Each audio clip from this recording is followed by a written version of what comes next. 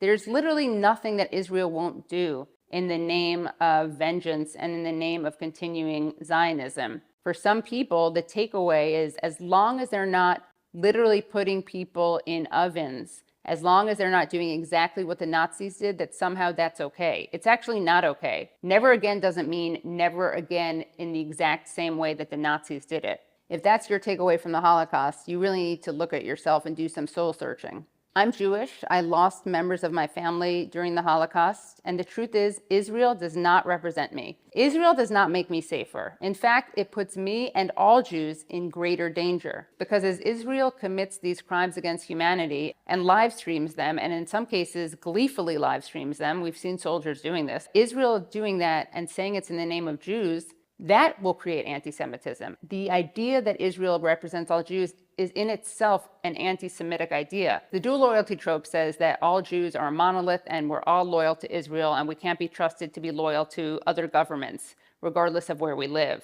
That is really what Israel is leaning into. And you have anti-Semites and then the government of Israel, AIPAC and the ADL, all making the same argument, which I think really shows you the dangers and the inherent anti-Semitism of Zionism. People like to claim that anti-Zionism is anti-Semitic. Well, it's actually not, given that you literally have more Christian Zionists in the world than you have Jewish Zionists. This particular Christian form of Zionism wants Jews to go back to Israel so we can provoke the end times, Armageddon.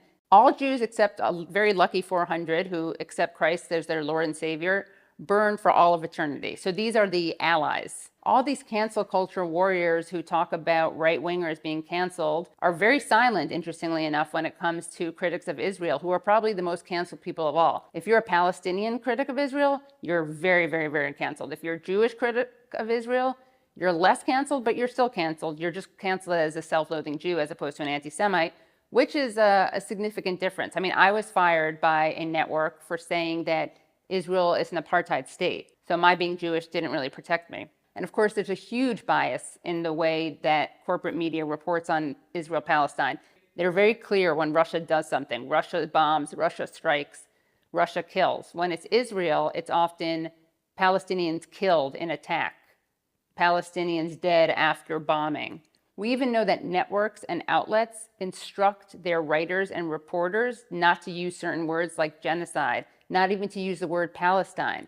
In fact, the reporting by the New York Times on the alleged mass rape used by Hamas was so bad that they had to cancel a podcast that they were going to do about it because there was so little to back it up. Now, on the other hand, you have countless stories and allegations of Israelis raping Palestinians. That got totally ignored. It's